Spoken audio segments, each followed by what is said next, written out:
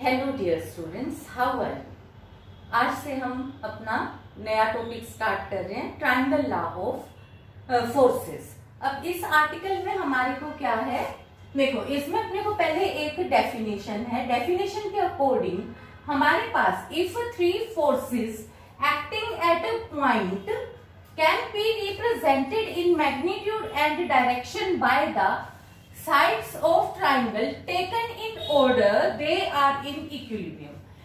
अब पहले तो इसका मतलब समझो। देखो एक पॉइंट ये है O पॉइंट से तीन फोर्सेस किसी भी डायरेक्शन में हो सकती है, तो हमने ये तीन डायरेक्शन एनी थ्री हमने कंसीडर कर ली। एक फोर्स P, एक फोर्स Q और एक फोर्स R।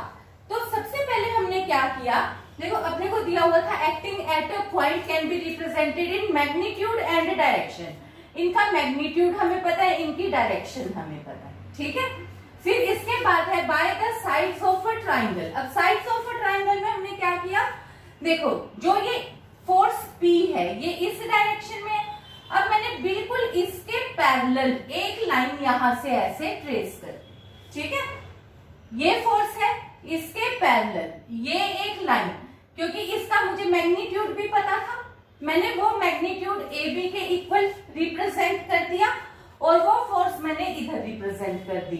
जहां पे वो मैग्नीट्यूड खत्म हुआ, बी पे वो मैग्नीट्यूड का पॉइंट खत्म हुआ, मैंने बी से इसके पैरेलल एक फोर्स ट्रेस कर दी, वो मैंने सी तक कर दी। अब सी पॉइंट से देखो डायरेक्शन कितनी हो सकती है, मैं कहीं से भी ऐसे मिला सकती हूँ, कैसे भी मिला सकती हूँ, पर मैंने सी से इस डायरेक्शन के बिल्कुल पैरेलल जाके यहां से इसके पैरेलल एक लाइन ट्रेस करी और उसको ए के साथ मिला दिया, ठीक है। इससे मेरे पास एक ट्रायंगल कंप्लीट हो जाती है, ट्रायंगल एबीसी, और जिसमें साइड्स क्या हो गई, एक साइड ए बी, एक साइड बी सी, तीसरी साइड सी ए। इसको हम टेकन इन ऑर्डर बोलेंगे। देखो मैंने क्या लिया, ए बी, अगर मैं ए बी के बाद सी बी कहूंगी तो वो ऑर्डर में नहीं है। देखो एक हमारे पास लैंग्वेज में बीसी और सीबीए की बात है, पर जब मैं डायरेक्शन की बात करती हूँ तो डायरेक्शन क्योंकि अपोजिट हो गई, तो इस वजह से टेकन इन ऑर्डर में मैं इस तरीके से कंसीडर करूंगी, A B B C C A, taken in order, ठीक है। तो यहाँ पे taken in order are in equilibrium.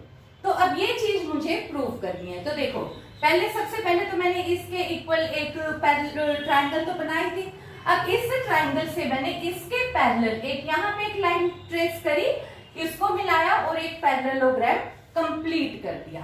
अब जो ये मेरा एक पैरेललोग्राम बन गया, तो क्योंकि ये वाली लाइन बिल्कुल इसके इक्वल है और यहाँ पे भी ये फोर्स इसी के इक्विवेलेंट आ जाती है, तो इस साइड भी मेरे पास कौन सी फोर्स हो गई, एडी के लो फोर्स क्यू हो गई। अब देखो इससे मेरे पास क्या हो गया कि पी क्यू आर फोर्सेस हमने ABC AB BC C A of a triangle ABC के अलोंग ली। फिर मैंने पैरेललोग्राम कंप्लीट किया, एडी एक फोर्स है जो कि बीसी के इक्वल है, तो वो भी क्यू से रिप्रेजेंट होगी। यहां तक का काम हमने कर लिया। अब आ जाओ, now resultant of force P Q R is the same as the resultant of forces represented by A B B C C A. क्यों?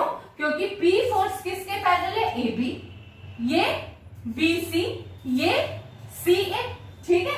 तो जो रिजल्टेंट इनका है वही रिजल्टेंट इनका होगा। देखो इस बार मैंने इनके ऊपर एक वेक्टर नोटेशन से इनके ऊपर एरो बना दिया, ठीक है। अब पहले मैंने सिर्फ एक मैग्नीट्यूड लिया था, अब मैंने डायरेक्शन भी ऊपर एरो लगा के ये अब डायरेक्शन के अकॉर्डिंग मैं काम कर रही हूँ, विच इज सेम एज। अब देखो ए बी तो ठीक है, B C, instead of B C I can write A D. So जो पी क्यू आर का रिजल्टेंट है वही ए बी बी सी सी ए का है और वही ए बी ए डी और सी ए का रिजल्टेंट होगा। क्लियर?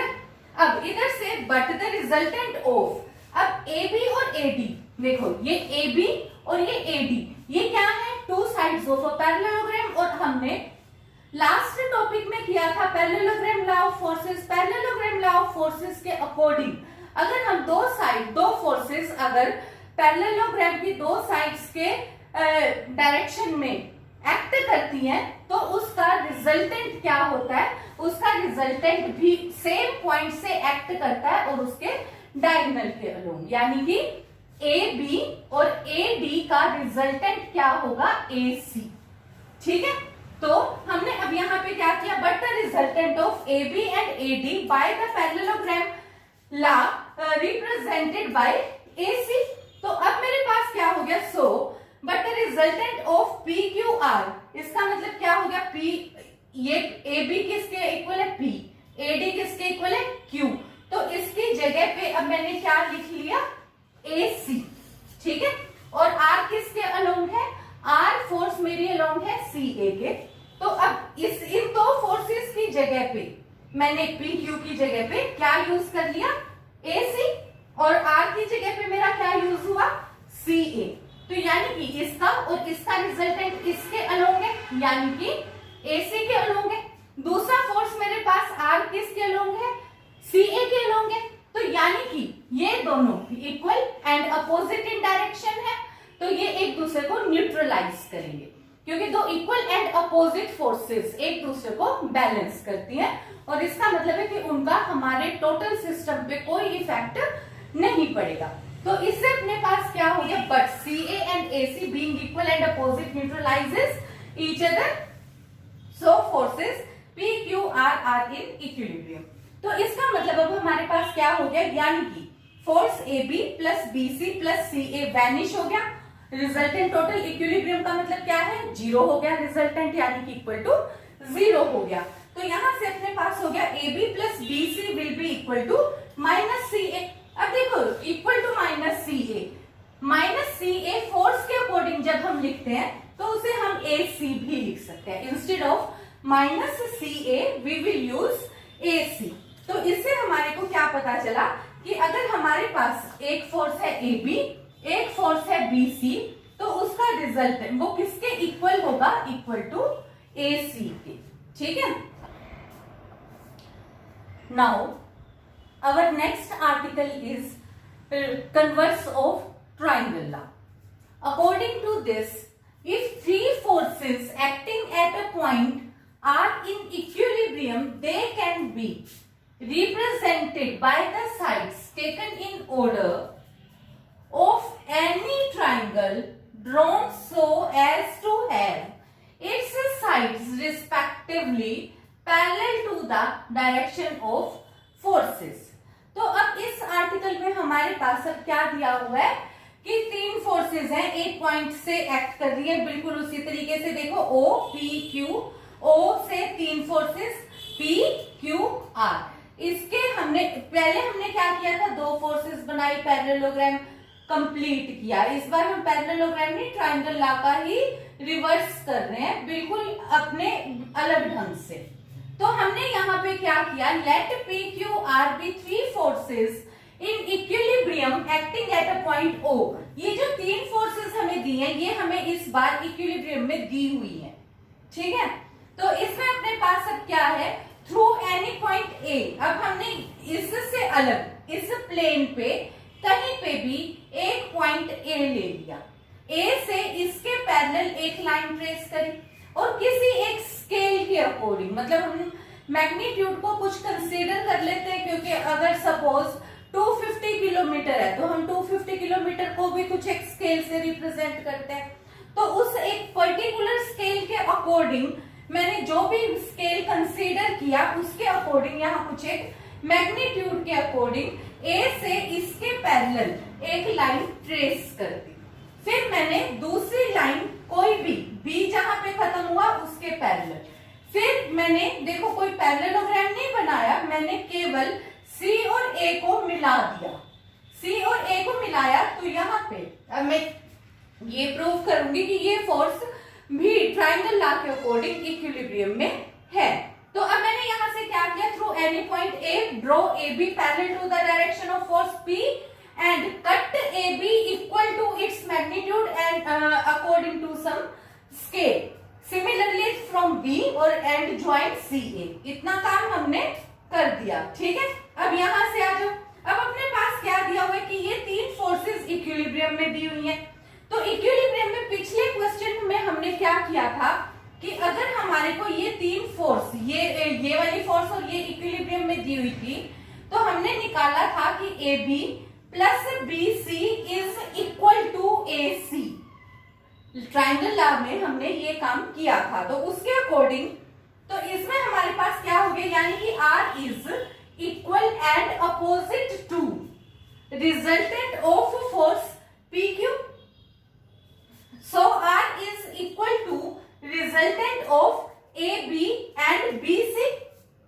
तो यहाँ पे अब AB और BC का रिजल्टेंट तो हमें पता है कि AC होता है, पर हमारे पास फोर्स किसके अलोंग है, CA के according. But by the triangle law of forces resultant of force AB and AC is represented by AC, जो हमने पिछली आर्टिकल में लास्ट लाइन लिखी थी।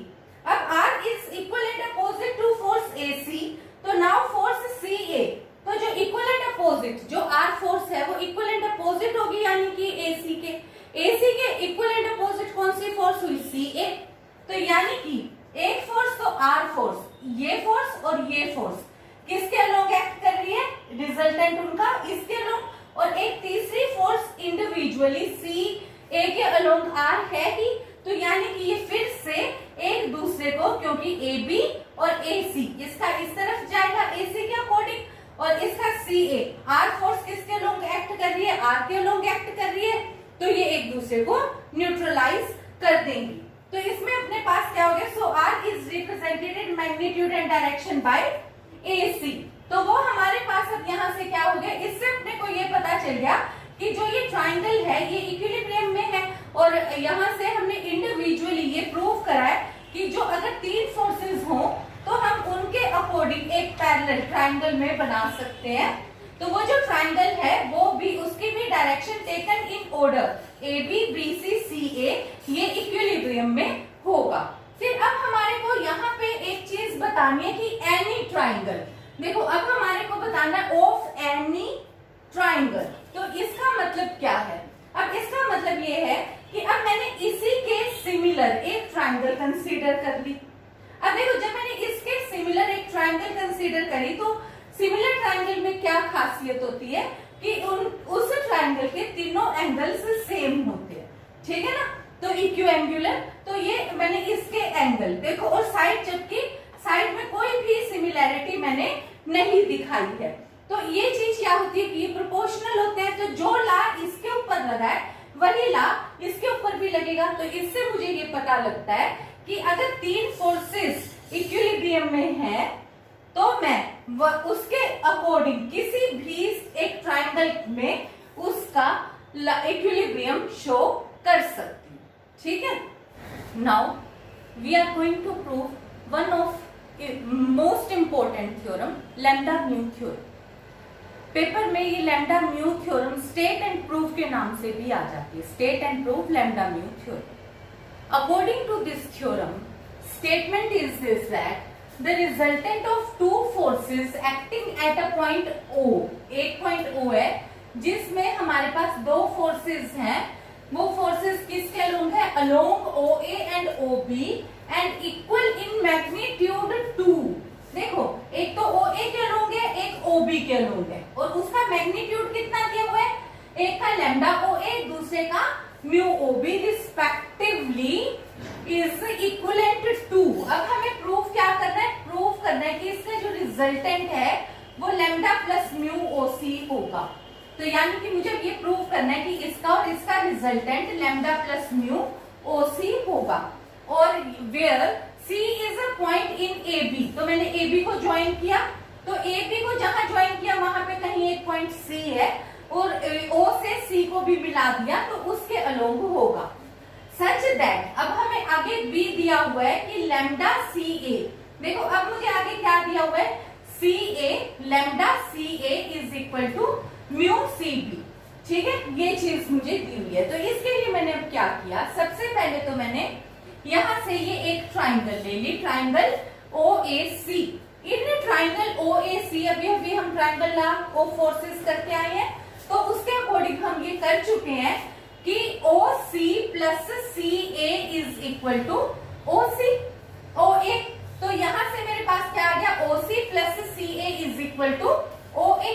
ठीक है, तो बाय ट्राइंगल ला, और यही वाला जो रूल है वो किस पे आके लगा है हमारे पास, एट पॉइंट O, क्योंकि जो भी हमारे को करना है two forces acting at a point O along, तो यहाँ पे C इज अ पॉइंट, तो यहाँ पे जो भी मुझे दिखाना है एट अ पॉइंट O पे मैं रिप्रेजेंट करके चलूंगी। तो मैंने यहाँ पे कहा कि OC plus CA is equal to OA। ऐसे ही अब मेरे पास OC plus CB will be equal to OB। तो दूसरी मेरे पास क्या हो गया, in triangle OBC OB is equal to OC plus CB at point O, again by triangle law of forces.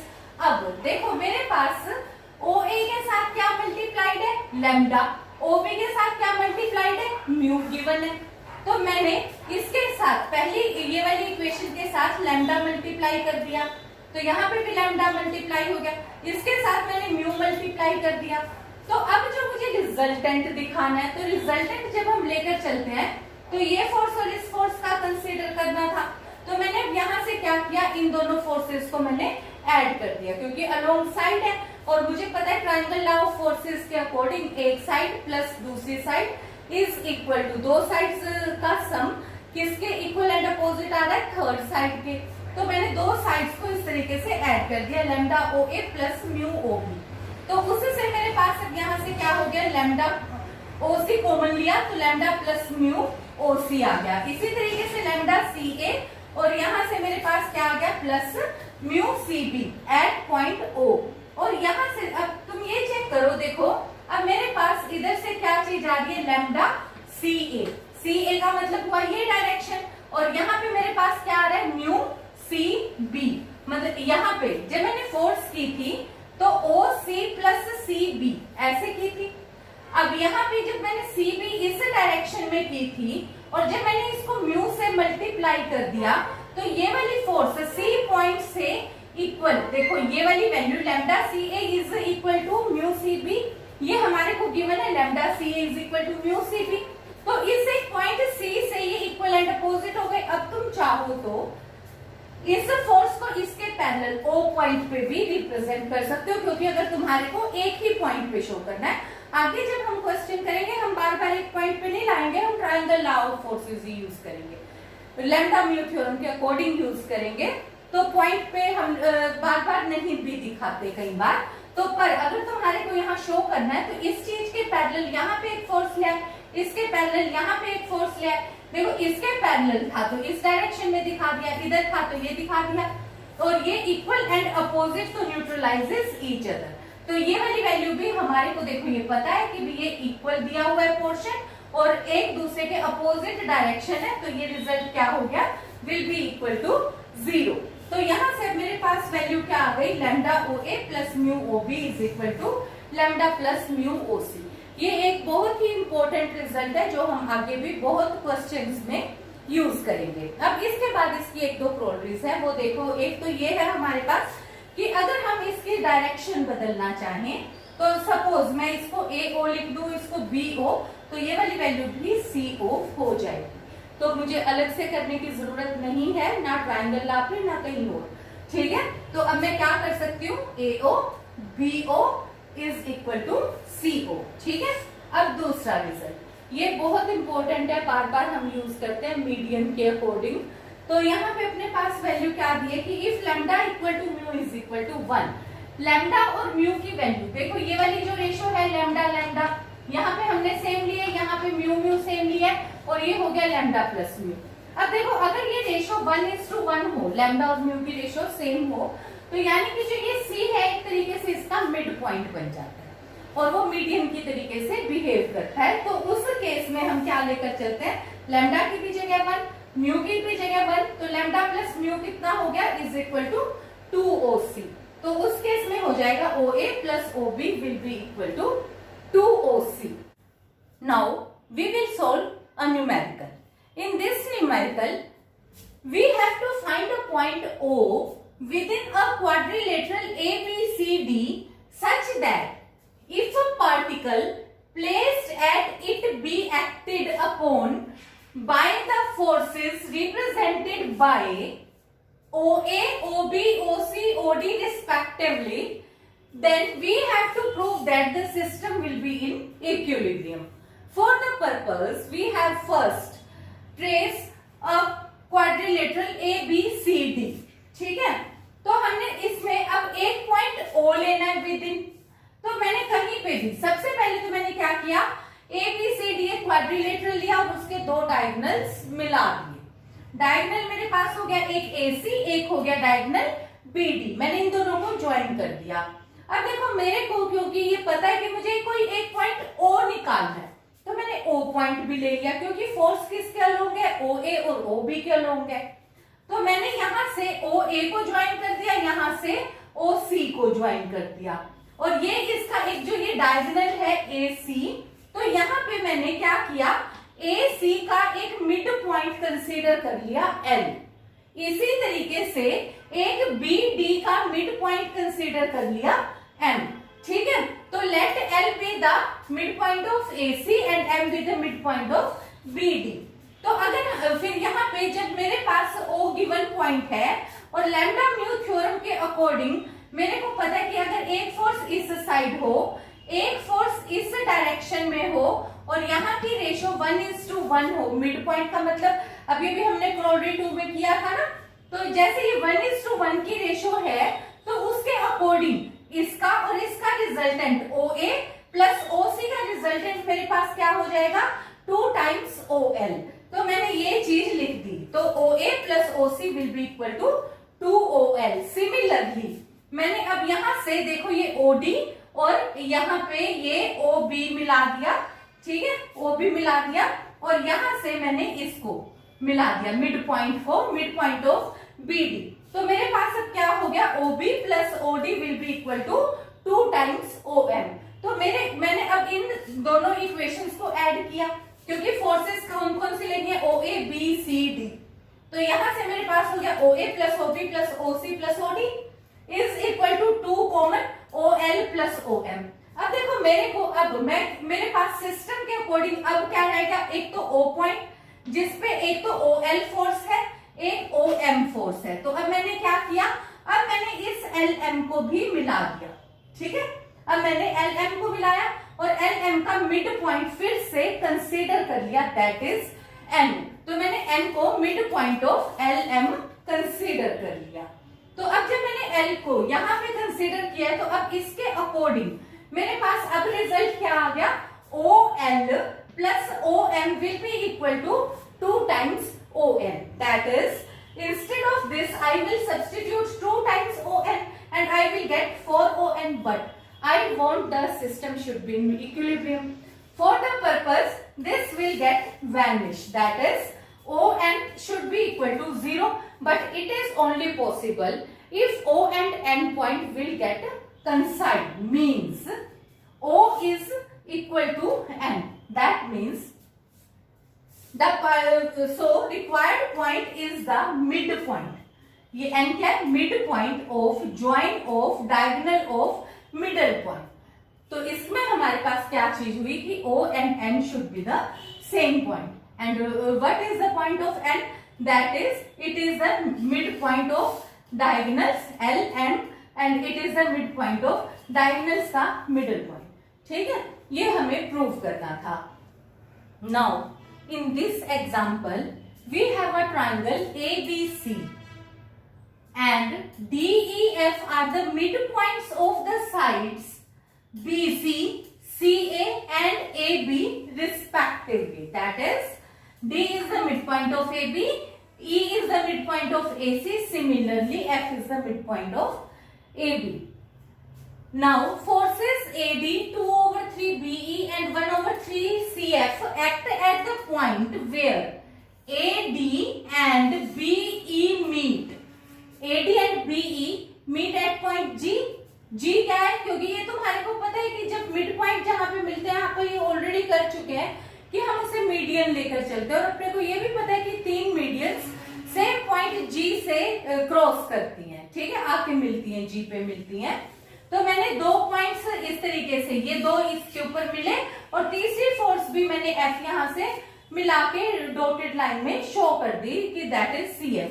ठीक है, दिया हुआ मुझे एडी और बीई दिया हुआ है कि जिस पॉइंट पे वो मिलते हैं, और वो पॉइंट मुझे पता है कि जी होता है। ठीक है, सेंट्रोइड का, तो वो मैं मीडियन वाला जहां पे मिलते हैं, तो where AD and BE meet show that resultant is represented in magnitude and direction by 1/2 AC and that line of action divides BC in ratio 2:1। अब इसके लिए हमने अब क्या करना है, अब देखो अपने पास फोर्स है ADVECF, पहले तो हम इनको निकालते हैं।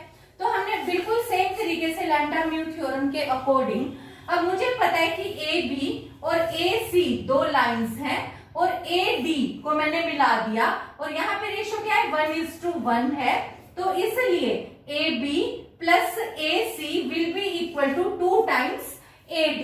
तो मैंने ये चीज यहाँ पे लिख दी, 2AD is equal to AB plus AC। क्योंकि मुझे यहाँ पे AD 1 चाहिए था, इसलिए मैंने 2 से डिवाइड करके ऐसे लिख लिया। सिमिलरली मैंने BE लिख लिया। अब देखो यहां से क्या हो गया, BC plus BA is equal to 2 times BE, बिल्कुल सेम लैम्डा म्यू थ्योरम के अकॉर्डिंग। अब इसके आगे मुझे 2/3 चाहिए था, तो यहाँ पे मेरे पास आ गया 2/3 से मैंने इसको मल्टीप्लाई करा, ये मेरे पास सेकंड इक्वेशन आ गई। फिर थर्ड में अपने पास CF है। अब देखो CA plus CB is equal to 2 times CF। मैंने अगेन लैम्डा म्यू थ्योरम के अकॉर्डिंग ये भी लिख लिया। इसके आगे 1/3 था, मैंने 1/3 से मल्टीप्लाई किया, तो ये 3 मेरे पास रिजल्ट्स आ गए। अब ऑब्वियसली ये तीनों फोर्सेस का रिजल्टेंट मुझे शो करना है, तो मैंने इन तीनों को ऐड कर दिया। Adding equation 1 2 3 I get this result. अब मैंने क्या किया, AB वाली टर्म्स, BC वाली और CA वाली टर्म्स इकट्ठी कर ली। AB, अब यहाँ पे देखो, यहाँ पे मेरे पास है AB और यहाँ पे मेरे पास है BA। तो मैं इस तरीके से शो करूंगी कि जहां कहीं पे भी मेरे पास BA है उसको मैं -1/2 AB लिख सकती हूँ। ये काम भी हम कर चुके, इसको मैं लिख सकती हूँ -1/3 AB। इन सबको मैंने सोल्व कर दिया, तो मेरे पास सारा सोल्व करके आ गया ये वाला रिजल्ट इस तरीके से आ गया 1/6 AB plus BC plus CA। जब मैंने इन तीनों को सबको सोल्व कर दिया और मैंने किस शेप में लिखा, सिर्फ AB BC CA की शेप में लिखा, तो मेरे पास अब यहाँ पे आ गया AB BC CA। तो ये वाली शेप मेरे पास आ गई 1/6 AB BC CA। अब क्योंकि मुझे रिजल्टेंट में शो करना था 1/2 AC, तो जो ये 1/2 AC था इसको मैंने टच नहीं किया। अगर कर भी लोगे तो भी CA बना लोगे तो वापस से -1/2 CA हो बचेगा, तो उसको AC दोबारा रिप्लेस कर दो, क्योंकि रिजल्टेंट तुम्हें 1/2 AC ही शो करना है। तो मैंने यहाँ पे इसको इस तरीके से रिप्रेजेंट कर दिया।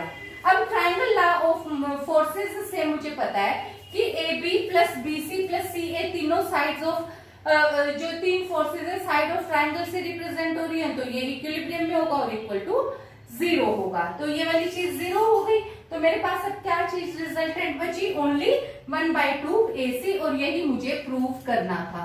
तो ये मेरे पास यहाँ से क्वेश्चन हो गया कि इसका मतलब मेरे पास एक फोर्स बची है 1/2 एक्ट एट पॉइंट G, क्योंकि किसके पॉइंट से मिलते हुए, ये यहाँ से और यहाँ से, तो वो कहाँ पे एक्ट कर रहा है, उस पॉइंट पे G पे एक्ट कर रहा है। तो ये मेरे पास रिजल्ट हो गया। अब देखो आगे मेरे पास क्या है, क्योंकि वो दोनों पॉइंट फोर्स कहाँ पे रिजल्टेंट जो आया है वो कहाँ पे एक्ट कर रहा है, G पे एक्ट कर रहा है। तो अब आगे मुझे ये बताना था उसका line and line of action divides BC in ratio G is 2:1। तो ये पॉइंट तो मुझे पता चल गया और फोर्स भी मुझे पता चल गया कि रिजल्टेंट सारा अब आके मेरे पास बचा 1/2 AC। तो अब मैंने क्या किया, G से एक लाइन, देखो AC के पैरेलल एक लाइन यहाँ पे ट्रेस कर दी। ठीक है, पैरेलल फोर्स में लेकर आ सकती हूँ।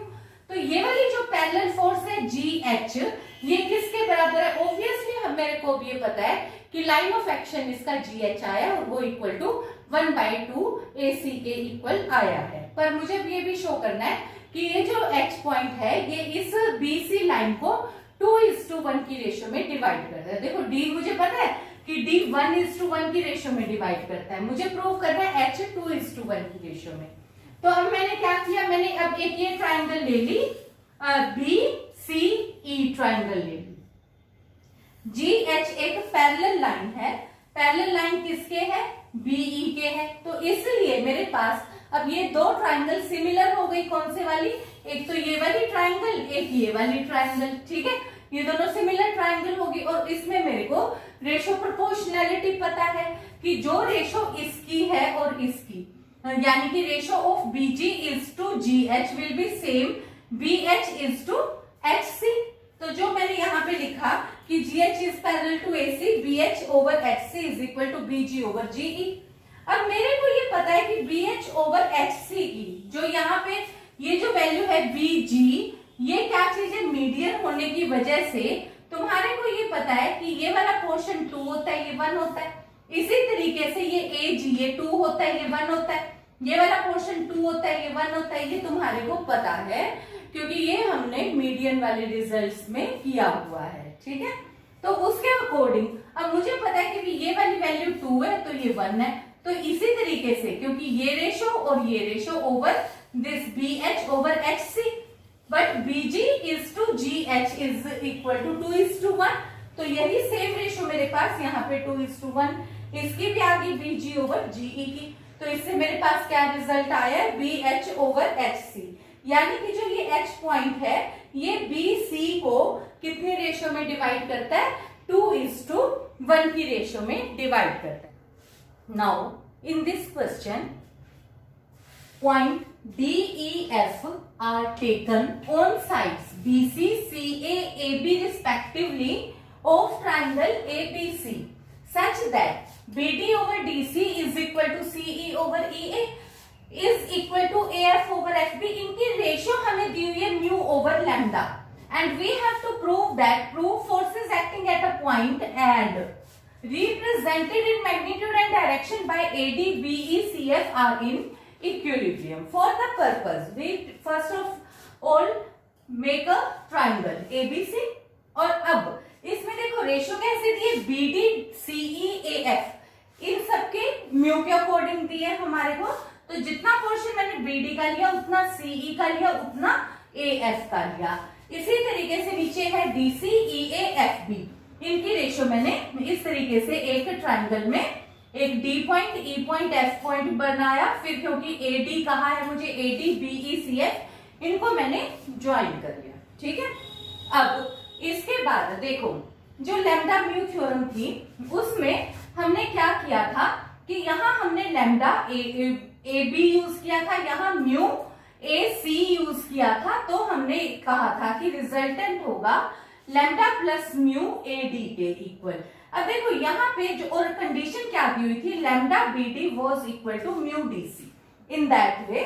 तो अब यहाँ पे अगर तुम देखो तो B D over D C की रेशियो किस तरीके से है, सपोज ये जैसे म्यू ओवर लैम्डा और वहां पे इस तरीके से मल्टीप्लाई करके दी हुई थी, यानी कि हमें इस साइड यहाँ जहां लैम्डा मल्टीप्लाई किया है तो यानी कि यहाँ लैम्डा यूज करना है, इधर म्यू यूज करना है। यहां से अगर हम देखते हैं तो अपने को अपोजिट दिखता है कि यहां से म्यू और इस साइड लैम्डा, ठीक है। तो ये वाली वैल्यू जैसे क्योंकि B D over D C mu is to lambda है तो मैंने इसको क्रॉस मल्टीप्लाई करके लिख दिया। तो ये वाली वैल्यू यहाँ कितनी आई, लैम्डा बी डी। तो मैंने क्या किया, लैम्डा ए बी, ठीक है। यहां मैंने क्या किया, म्यू ए सी, ठीक है। इसके अकॉर्डिंग मैं क्वेश्चन करूंगी, तुम चाहो इसको जिस मर्जी तरीके से अब अंडरस्टैंड करना। देखो ये हमें रेशियो दी हुई है, फिर अब मेरे पास क्योंकि ये रेशियो थी तो मैंने इसको इस तरीके से लिख लिया। इसके अकॉर्डिंग अब मुझे पता चल गया कि मुझे ए बी के साथ लैम्डा चाहिए, ठीक है, क्योंकि मुझे पता है कि लैम्डा इसके साथ क्योंकि कंडीशन दी हुई है मुझे। तो मैंने क्या किया, lambda A B plus mu A C is equal to lambda plus mu A D, ठीक है, समझ आ गई। अब इसी तरीके से ए डी तो मैंने लैम्डा प्लस म्यू से डिवाइड कर दिया तो ये रिजल्ट आ गया। अब बिल्कुल सेम तरीके से बीई, तो अब मैंने यहां से बीई को यूज कर लिया। बिल्कुल सेम तरीके से बीई मेरे पास आ गया lambda over lambda plus mu BC plus mu over lambda plus mu BA and same CF is equal to lambda over lambda plus mu CA plus mu lambda plus mu CB. अब मेरे को इन तीनों का resultant चाहिए। अब ये वाले resultant eight a point का मतलब तुम्हारे को क्लियर है कि चाहे वो ट्रायंगल की शेप में हो चाहे कहीं भी हो, तो हम इनको कहीं ना कहीं एक पॉइंट पे लेकर आ सकते हैं, ठीक है, पैरेलल बना के। और भी डिटेल में हम आगे बार बार यूज करते रहेंगे। तो अब मैंने इन तीनों को ऐड कर दिया। जब मैंने इन तीनों को ऐड किया तो रिजल्टेंट के लिए, तो यहाँ से lambda over lambda plus mu common आ गया, यहाँ से mu over mu plus lambda common आ गया। तो इसके अकॉर्डिंग यहाँ पे वैल्यू हो गई ए बी बी सी सी ए। चाहो तो तुम यहीं से लिख सकते हो, क्योंकि ए बी बी सी सी ए हमें ट्रायंगल लॉ से पता है कि इज इक्वल टू 0 होता है। अदरवाइज यहाँ पे अपने पास अब क्या बचा, ए सी बी ए सी बी, इसको मैंने लिख लिया ए बी बी सी सी ए। तो यहाँ नेगेटिव आ गया, नेगेटिव करके फिर मैं ए बी बी सी सी ए हो गया, फिर इसको कॉमन ले लूंगी तो 0। जैसे मर्जी, चाहो तो पहले ही यहाँ 0 करके बाद में बस सिर्फ इसको 0 कर दो। टोटल में रिजल्ट हमारे पास क्या आ गया, A D plus B E plus C F is equal to 0। तो इसका मतलब हमारे पास क्या हुआ कि ये जो तीनों फोर्सेस हैं ये इक्विलिब्रियम में हैं। अब देखो, ये अपने पास क्वेश्चन है जिसमें हमारे को फोर्सेस दी हुई है, forces P and Q whose resultant is R act at a point O if any transversal cuts the line of action of forces P, Q and R at point L, M, N respectively, show that NL over NM की is equal to Q into OL over P into OM हमें prove करना है, and P over OL plus Q over OM is equal to R over ON prove करना है। तो अब देखो, सबसे पहले हमारे पास क्या दिया हुआ है, एक फोर्स दी हुई है P, एक Q, और इनका रिजल्टेंट दिया हुआ है R। R इनका रिजल्टेंट दिया हुआ है, एक्ट कर रहे हैं एक पॉइंट O से, ठीक है। फिर हमने इनका लाइन ऑफ एक्शन बना दिया। फिर एक ट्रांसवर्सल, ये ट्रांसवर्सल इनको कट करती है, देखो किन किन पॉइंट्स पे, L, M, N, P, Q, R के अकॉर्डिंग हमें कहा है। तो पहले हमने लिया L, फिर लिया M, यहां लिया N, ठीक है। इसके बाद हमारे पास अब अपने को ये शो करना है अब ये रिजल्ट। इसके लिए अब हमने किया क्या, देखो अब मुझे आइडिया नहीं है कि अब मैं कैसे करूं, तो मैंने आंसर देखा कि आंसर के अकॉर्डिंग अब मुझे यहाँ पे कहा हुआ है कि सबसे पहले मुझे NL ओवर NM की रेशो निकालनी है। अब ये भी मैंने पीछे क्वेश्चन किया, तो मैंने लैम्डा और म्यू की रेशो के अकॉर्डिंग क्वेश्चन किया था। तो मैंने अब वहां से ये ऑब्जर्व किया कि अगर मैं NL ओवर NM की रेशो को कुछ कंसीडर कर लूं, कि सपोज कोई दो टर्म्स है, तो ये जो लाइन ऑफ एक्शन है ये वाला एरिया, कुछ ना कुछ तो प्रोपोर्शनैलिटी होगी, जब मैं डिवाइड करूंगी तो कुछ ना कुछ कांस्टेंट आएगा। वो कांस्टेंट मुझे पता नहीं कितना है, तो मैंने म्यू इज टू लैम्डा की रेशो कंसीडर कर ली। तो म्यू इज टू लैम्डा की करी तो यहाँ लैम्डा आ गया, यहाँ mu, that is lambda NL is equal to mu NM, that is lambda NL, और इस साइड म्यू NM। अब यहाँ पे मुझे लिखने से पता है कि इसके अकॉर्डिंग अब यहाँ पे ये वाली वैल्यू मेरे पास OL, क्योंकि लाइन ऑफ एक्शन ये OL है, तो ये वाली वैल्यू क्या बन गई, OL lambda OL plus mu OM is equal to lambda plus mu ON, ठीक है ना। क्योंकि लैम्डा म्यू थ्योरम के अकॉर्डिंग अगर मुझे ये रेशो और इक्वल टू ये रेशो दी हुई है, तो मैंने क्या किया है कि lambda OL plus mu OM will be equal to lambda plus mu ON, ठीक है। तो मैंने ये चीज इस तरीके से लिख ली। अब इसके अकॉर्डिंग क्या हुआ, इस पर मैंने तो OL के अलोंग P फोर्स ली है, यानी कि P is equal to lambda OL हो गया और Q is equal to mu OM हो गया। तो अब यहां से मैंने P is equal to lambda OL, तो यहां से मेरे पास लैम्डा की वैल्यू आ गई। सिमिलरली इधर से मेरे पास Q is equal to mu OM, तो यहां से मेरे पास म्यू की वैल्यू आ गई। अब फर्स्ट पार्ट में NL ओवर NM मेरे पास किसके बराबर है, म्यू ओवर लैम्डा। यहां से मेरे पास म्यू की भी वैल्यू है, लैम्डा की भी वैल्यू है। ये दोनों वैल्यू मैंने इस इक्वेशन में सब्स्टिट्यूट कर दी और ये मेरे पास ये फर्स्ट आंसर आ गया। अब देखो नेक्स्ट क्वेश्चन, नेक्स्ट वाले में अब मेरे पास है P, Q और R, ठीक है। लैम्डा म्यू तो है नहीं, यानी कि मुझे लैम्डा और म्यू ही हटाना है। अब मैंने यहां से क्या किया, देखो मुझे क्या कहा हुआ है कि फोर्स P और Q का रिजल्टेंट दिया हुआ है R। इसका मतलब क्या हो गया कि P plus Q is equal to R दिया हुआ है, और यहां से मेरे पास P की वैल्यू क्या चीज है, P प्लस Q। तो ये वाली वैल्यू मेरे पास P है और ये वाली वैल्यू मेरे पास Q है, ठीक है ना। देखो P is equal to lambda O M, mu O M is equal to Q। तो ये वाली वैल्यू मेरे पास क्या है, P प्लस Q। इसकी जगह पे मैंने क्या सब्स्टिट्यूट कर दिया, R। तो मेरे पास अब यहां से क्या आ गया, R is equal to lambda plus mu O M. R is equal to lambda plus mu O M. अब मैंने क्या किया, R के साथ, देखो यहाँ पे R के साथ O M है, तो इसलिए मैंने R के साथ O M डिवाइड कर दिया। तो अब मेरे पास क्या आ गया, लैम्डा प्लस म्यू। अब आगे मैंने फिर यहां से जो ये लैम्डा की वैल्यू है ये P over O L put कर दी, म्यू की value Q over O M put कर दी। ये मेरे पास सेकंड रिजल्ट आ गया। आज का काम अब हम यही वाइंड अप करेंगे। अब नेक्स्ट लेक्चर में मैं तुम्हारे को कराऊंगी Leibniz theorem. Have a nice day, thank you.